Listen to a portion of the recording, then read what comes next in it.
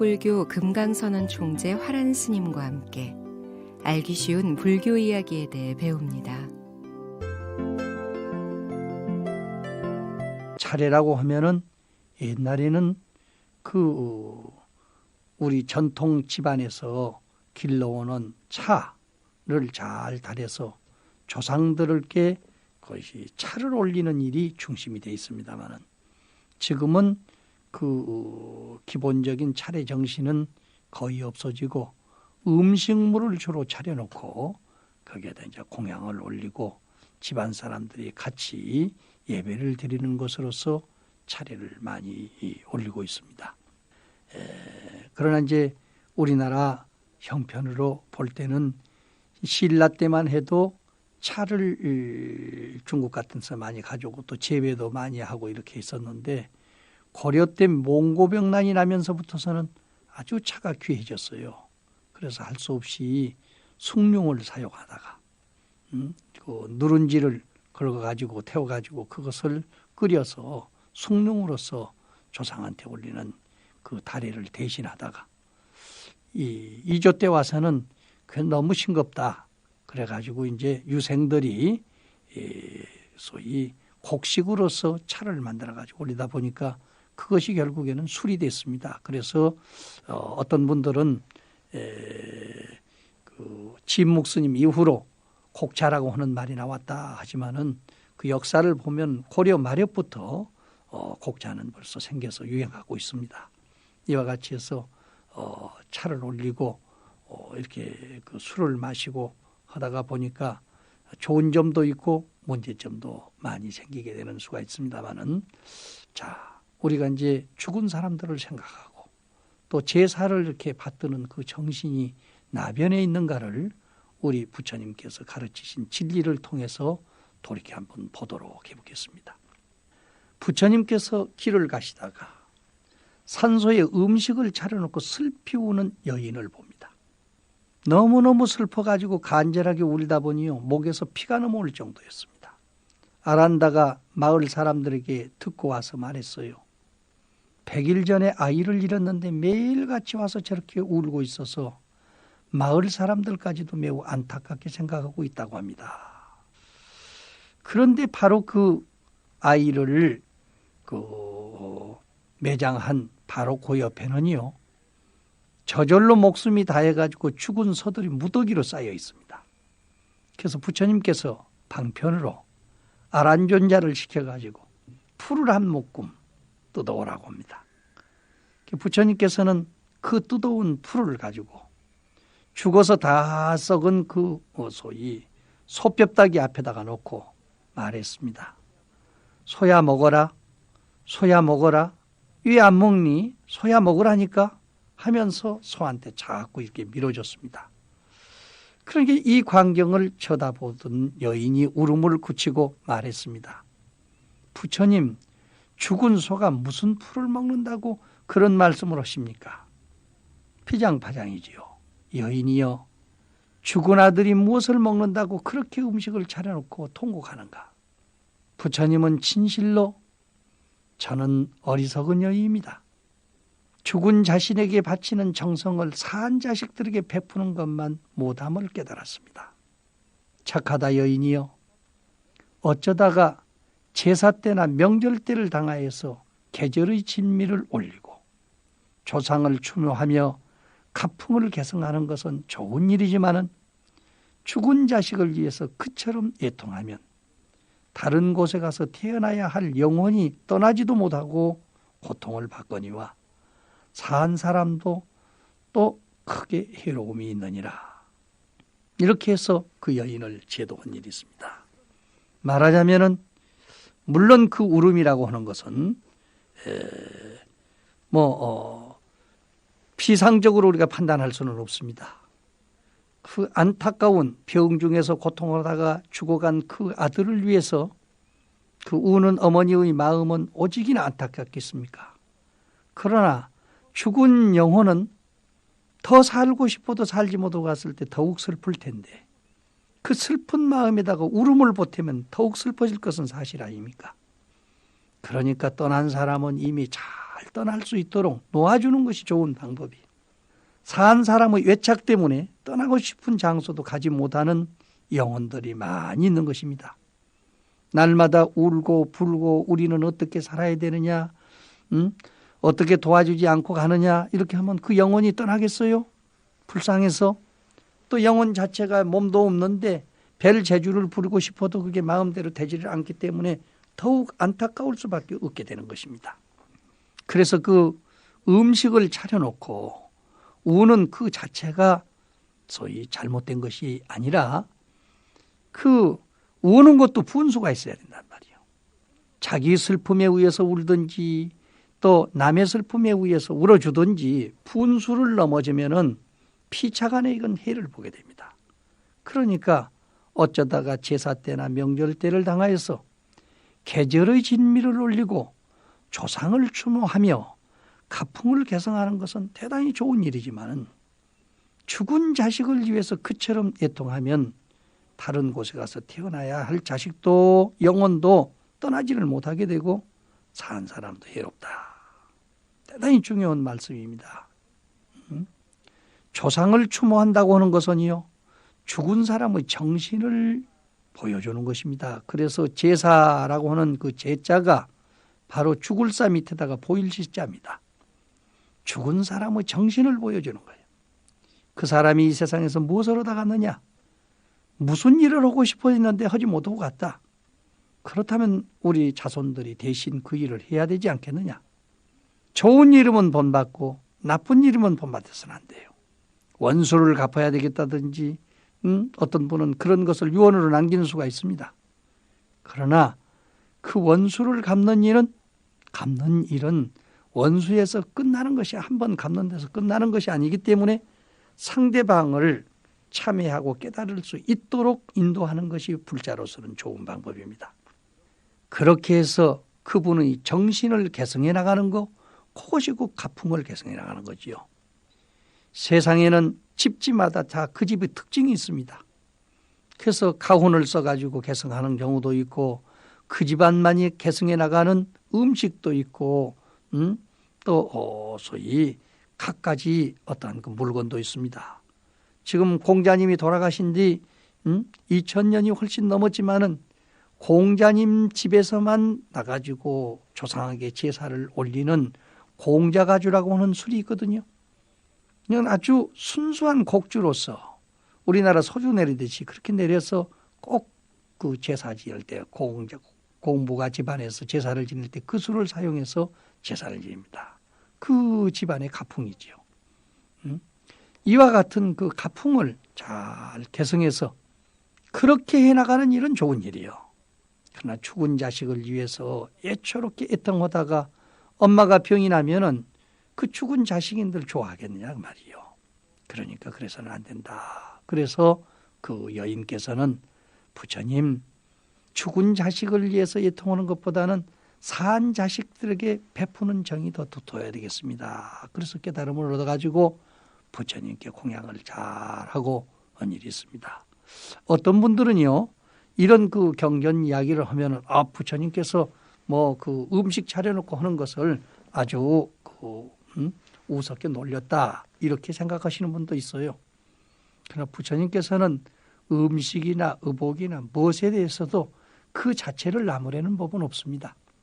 사람이 그것을 응용해서 행동하는데 잘못되는 점이 있으면은 그것을 주의를 주고 깨닫도록 만드는 일에 불과한 것입니다. 자, 소한테다가 풀을 먹이는 일, 그것을 통해 가지고 목에서 피가 나오는 여인의 마음을 깨우쳐 주신 부처님의 그 경각 정신, 우리 본받아야 될 일입니다.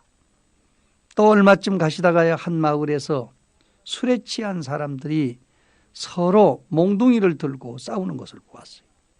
왜 싸우느냐? 그러니까 부모님 제사를 지내러 왔다가 그동안 맺힌 원한이 폭발해서 싸우고 있습니다. 그랬어요. 종종 이런 일들이 있죠. 좋은 일 하러 와가지고 난장판을 만들어 놓고 가는 것이 있습니다. 그래서 부처님께서는 이 어리석은 사람들아, 제사라고 하는 것은 죽은 사람의 정신을 보여주어 가지고 그 사람이 이 세상에서 했거나 하지 못한 일들을 추모함으로써 계승해 감으로써 자손이 그 뜻을 계승해 가는 것이 그것이 가풍을 해나가는 일이요. 부모님의 음해에 감사할 뿐만 아니라 그 부모님과 연관 있는 이웃이라든지 형제라든지 친지부들께 보훈하는 것이 되는 것이다. 특히 임종이나 초상때를 당해서 신세졌던 사람에게 감사하는 의식이 곧 제사요. 그런데 나를 낳아 길러주신 부모님 영정 앞에서 싸움을 한다면 되겠느냐? 죽은 영혼도 가슴이 아파서 길을 떠나지 못할 것이다. 정말로 옳으신 말씀이지요. 자, 우리는 제사를 지내면서 집안 식구들끼리만 모여 앉아서 다 먹고 말아버려요. 그러나 임종을 당해서 옆에서 도와줬던 분, 초상 때 와서 고생했던 분, 이런 분들을 좀 생각해서 초대를 해가지고 공양 대접도 하고 신세졌던 일도 감사도 하고 이렇게 하는 것이 제사의 의식입니다. 그런데 오히려 다른 사람 대접은 못할 망정 식구끼리 앉아서 먹고 나중에는 좋은 음식 먹고 싸우고 몽둥이 들고 죽인다고 야단을 했으니 이게 될 일입니까?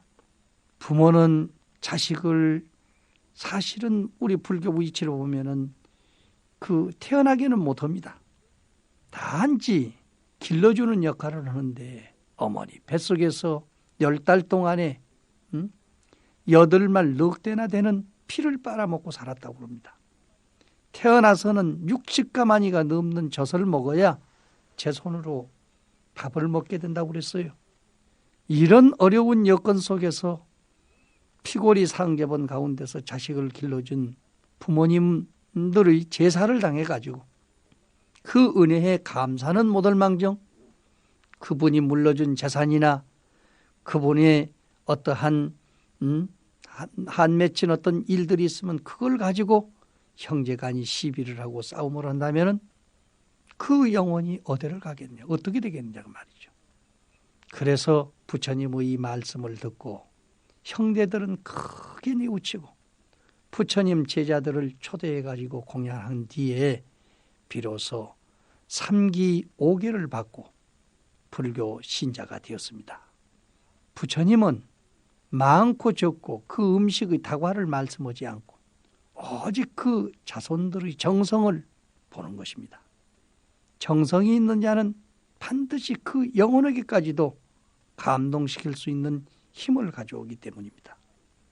가섭존자가 길을 지나가다가 탁발을 하는데 한 노인이요 옷을 벗고 울타리 가에 가려 있으면서 이웃집에서 수통 속에서 나오는 뜬물을 받아가지고 끓여서 먹으려고 하고 있습니다. 가섭존자가 발의를 들어댔습니다. 깜짝 놀라면서 스님 제가 이 음식을 드려서 아까운 것이 아니라 이것은 쉰 뜬물을 끓여서 먹는 것입니다.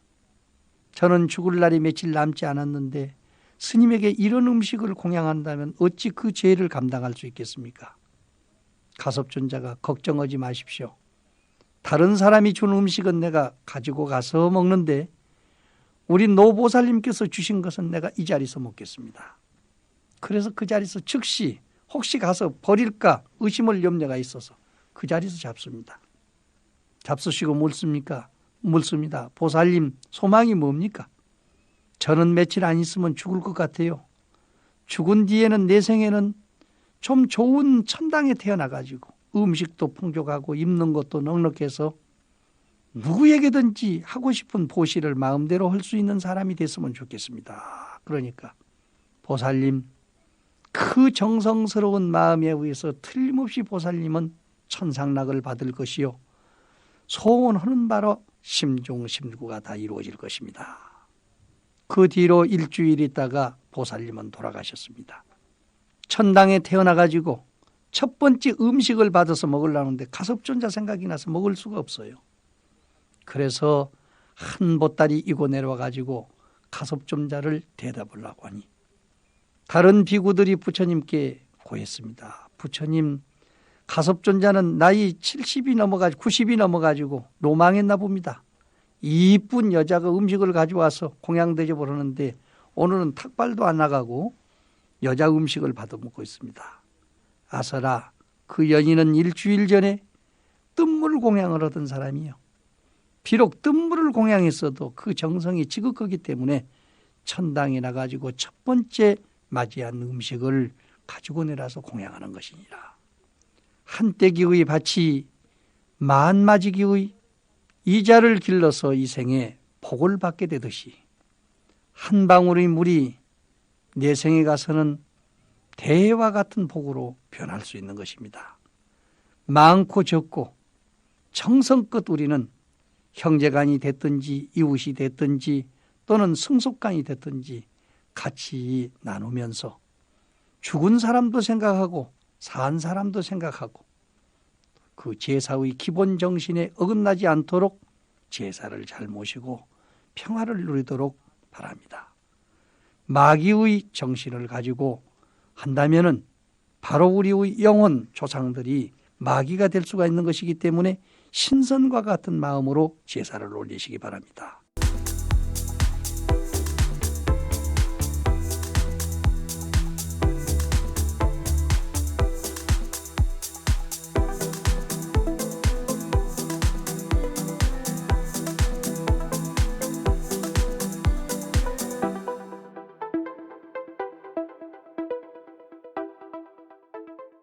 공부를 하는 사람은 천한통을 얻어서 이 세상 바뀔 것도 보고 천이통을 얻어서 듣지 못한 소리를 듣고 타심통을 얻어서 상대방의 마음도 알아봐서 서로 그 뜻을 통하고 잘 사는데 우리 중생들은 탐진치 삼독에 휘말려서 살다 보니까 이 세상 바뀔 것 눈앞의 것도 제대로 보지 못하고 허덕이는 경우가 많이 있습니다. 오늘은 좀 우리 눈으로서는 볼 수 없는 일이지만은 부처님의 눈으로서 보시고 또 대중 앞에서 부처님께서 스스로 말씀하신 문제를 한두 가지 가지고 법문을 해드릴까 합니다. 욕계 제3천 도리천의 임금님 제석천왕이 4천왕과 32천을 거느리고 성견성에서 있다가 자기의 몸에서 광명이 사라지고 더러운 꽃이 시들며 겨드랑이에서 냄새가 나고 옷에 먼지가 묻어서 본래의 자기의 자리가 싫어지는 것을 보고 자신의 명이 다 된 것을 알았습니다. 곧 이것은 천인들이 그 변천에 가는 오세 현상이라고 이렇게 이야기를 하고 있습니다. 그러니까 우리 인간은 늙고 병들어서 죽지만은 천인들은 이렇게 병들고 죽는 것이 없어요. 늙는 것이 없이 10살이면 10살, 20살이면 20살 그때의 그 모습으로서 일생을 그대로 살다가 죽을 때가 되면은요, 그 몸에서 광명이 사라집니다. 또 그렇게 하면서 몸이 약간 추해진단 말이죠. 더러워져요. 또 머리에다가 관을 쓰고 있는데 그 관 위에 꽂은 꽃이 시듭니다. 그러면 곧 겨드랑이에서 냄새가 나지요. 그래서 우리는 그런 이야기들을 들어옵니다. 몸에서 냄새 나는 사람을 저 천상에서 타락한 사람이다. 이런 이야기를 하지요. 그러나 그 두 가지 종류가 있습니다. 한 사람은 아주 몸매가 이쁘고 아름답고 심성이 깨끗하고 좋은 사람은 천상에서 이 세상에 내려온 사람이다. 냄새가 나도 그렇게 볼 수가 있지만은 아주 얼굴이 추하고 요사스럽게 생겨보면 여우가 사람이 돼도 또 냄새가 나는 경우도 있잖아요. 그렇기 때문에 꼭 한 가지로만 판단할 수는 없지만은 어쨌든 겨드랑이에서 냄새가 난답니다. 땀 냄새 같은 것이 나.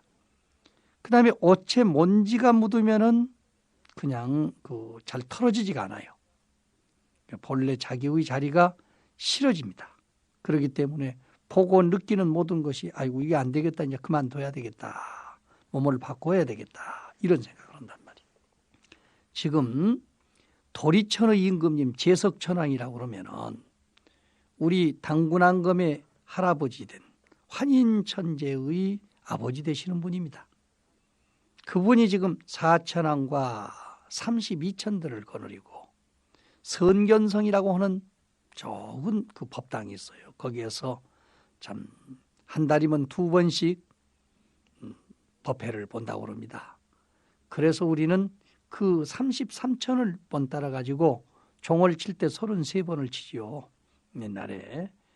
지금은 우리들이 지금 종 칠 때는 그냥 뭐 33일을 상징한다 이런 뜻도 있지만 원래 불교에서 보신각 종 칠 때 소위 선견성에서 모든 지도자들이 모여가지고 법회를 보고 회의를 할 때 하던 그 모습을 본따라 가지고 33번을 치게 되는 것입니다. 그래서 이제 거기서 법회를 보고 오세 현상이 일어나게 되자 이제는 내가 떠날 때가 됐구나. 그랬는데 다른 임금들 같지 않고 재석천왕이 내가 떠나기 전에 부처님을 뵙고 삼복계 하직해야 되겠다. 이렇게 생각을 하면서 살펴보니 부처님께서는 왕사등 그리드라 쿠타산이라고 하는 산 안에 앉아서 들어앉아가지고 보제산매에 들어 계셨어요. 널리 중생을 구제하는 산매죠. 그때 들어 계셨습니다. 그래서 재석천왕이 즉시 내려가지고 거룩한 부처님께 기의하옵고 거룩한 법보님께 기의하옵고 거룩한 스님들께 기의합니다. 이렇게 3번을 인사를 드리고 이제 떠났습니다. 그런데 이 말이 끝나기도 전에요. 그 아랫마을 질그릇 장사의 소 뱃속에 들어가서 소로 태어나게 됐어요. 택퇴하게 됐습니다. 그런데 이 소위 재석천왕의 혼령이 소의 몸에 들어가자마자 갑자기 소가 고삐를 잡아채고는 날뛰어가지고 새로 만들어 놓은 질그릇을 모두 망가뜨렸습니다. 그러니까 질그릇 장사가 화가 나가지고 소를 매우 쳤어요. 그 소가 그냥 막 날뛰다가 배를 맞고 그만 낙태를 하게 됐습니다. 그 순간에 재석천왕은 한생의 인과를 다하고 다시 천상에 태어나니 부처님께서 찬탄을 했습니다. 말하자면은 그 삼기를 하고 부처님께 하직하고 법보님께 하직하고 스님들께 하직하고 온 그 공덕으로서 소의 뱃속에서 태어나가지고 상당히 고생을 하고 살아야 되는데 소로서 고생을 하고 살아야 되는데 그냥 뱃속에 들어가자마자 낙태를 해가지고 다른 곳에 태어났단 말이에요. 부처님께서 찬탄합니다. 모든 행은 무상하며 흥하고 쇠한다. 마치 저 질그릇 장사가 흙을 개어서 그릇을 만들어도 마침내 모두 부서지는 것처럼 사람의 목숨도 결국 마치고 마는 것이다. 그러나 삼보를 생각하면 큰 공덕이 있나니 재석천이 잠깐 뱃속을 지나서 본래의 상태에 돌아가는 것과 같이 이런 시를 지으셨어요. 이런 시의 본에 의해서 우리가 돌아가신 분한테 지난번에도 말씀드렸습니다만 오방예 그 다음에 무상계를 일러주는데 거기에는 반드시 부처님께 기의하고 달마님께 기의하고 승가님께 기의합니다 하는 그런 내용이 거기에 들어있죠. 삼기를 겸합니다. 가능하다면 죽기 전에 숨 떨어지기 전에 자기 입으로서 삼기를 3번만 애우고 갈 수 있으면 반드시 이런 과보를 받을 수 있다 그랬습니다. 이분은 한 분이지만은 이건 자발적으로 자기 정신에 의해서 이미 이루어진 것이기 때문에 이런 과보를 받게 되는 것이죠. 그런데요, 그때 사위국 바사이광은 손수 수레에서 내려서 일산을 물리치고 이제 그 칼을 가지고 다니는 것을 다 끌어놓고 신을 벗고 합장 예배한 뒤에 부처님께 아뢰었습니다. 내일 내거리에서 부처님을 모시고 공양을 하면서 부처님의 위덕을 세상에 널리 알리고자 합니다. 중생들로 하여금 귀신과 무속의 소굴에서 벗어나서 이제 소위 오복락을 받을 수 있도록 국내의 의한을 전부 없애게 하여 주십시오. 이렇게 이제 부처님한테 부탁을 했습니다. 부처님을 보고 바른 말을 듣고 깨달아야 미신과 모두 우상에서 벗어나고 귀신의 소굴에서 벗어나지.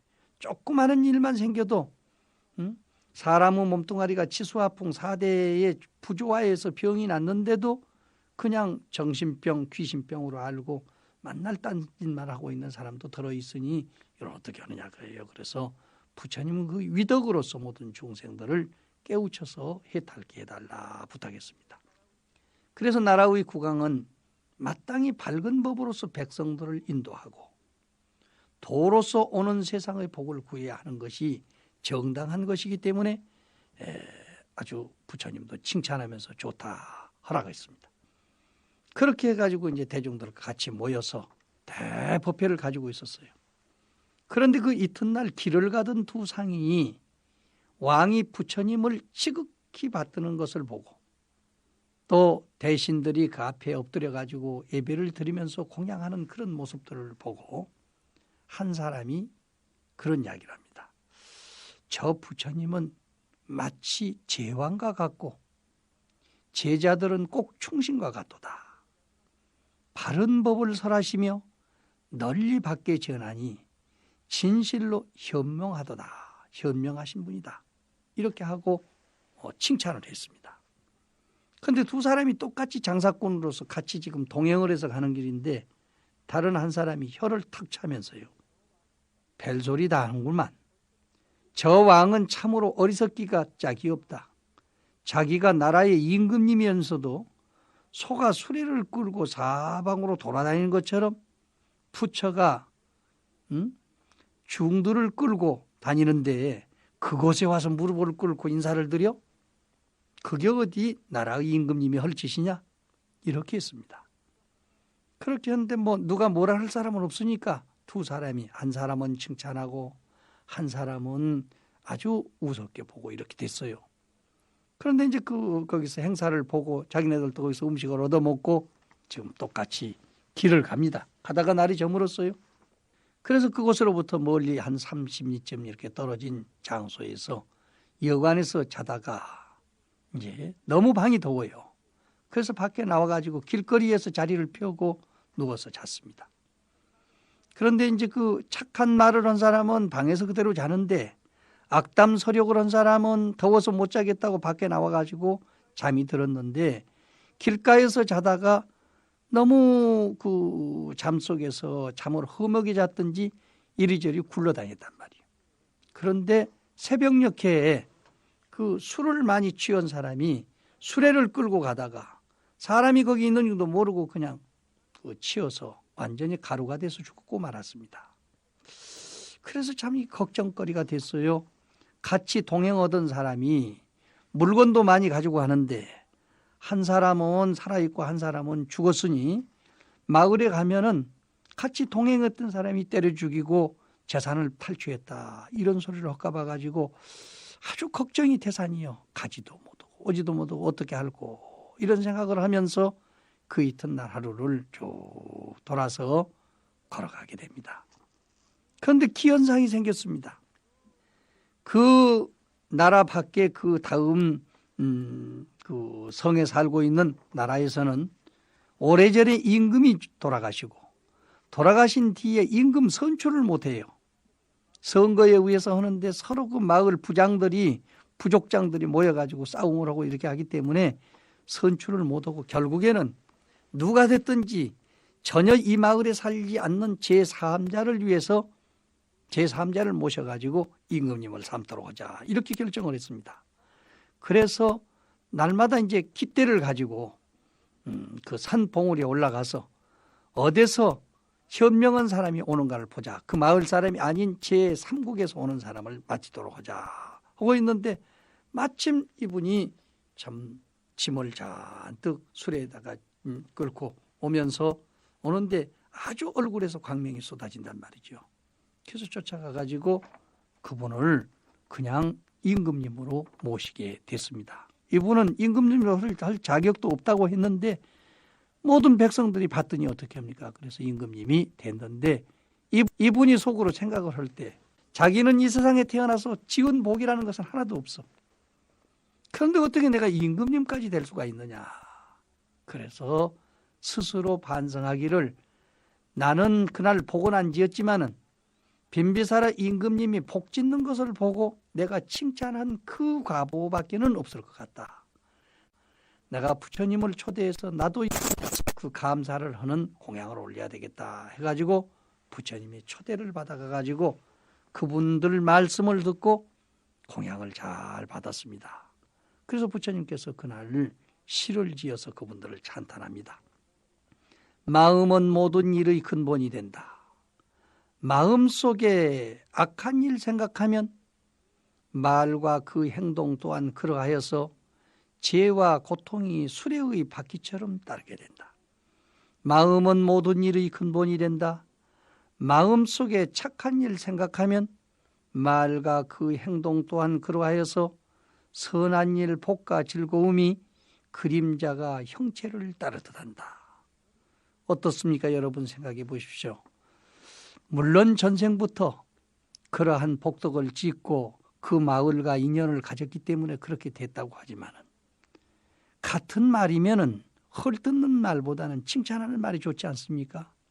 남을 헐뜯고 화를 내고 술을 마시고 방에서는 더워서 못 자겠다고 하고 길가에 나와서 아무 데나 굴러서 돌아다니다가 결국에는 술에 취해가지고 죽게 되니 그 모습은 어떠하며 그 자손들은 어떻게 되겠습니까? 이왕이면은 객지에 나와서 바른 말로 착한 말로 건전하게 돈 벌어가지고 자손들도 살리고 집안도 평안하게 하고 또 복도 짓고 이렇게 했으면 좋을 텐데 이게 험상궂은 말을 통해서 잘못 죽음을 하기 때문에 결과적으로서는 이러한 이야기가 나오게 되는 것입니다. 마음은 모든 일의 근본이 되지요. 내 마음속에 생각하는 대로 모든 것이 되지 않아요? 마음속에 악한 일 생각하면 그 말과 행동이 똑같이 그렇게 악하게 나오거든요.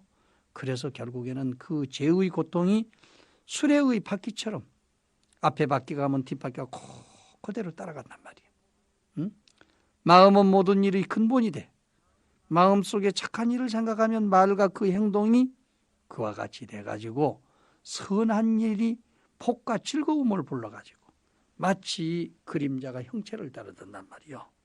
크면 큰 그림자, 굽으면 구름 그림자, 바르면 바른 그림자가처럼 되기 때문에 우리는 말과 행동을 항상 바르게 하고 착하게 하고 아름답게 하고 진실하게 해서 이 사회를 복된 사회로 이끌어 나갈 수 있도록 노력을 해야 되겠습니다.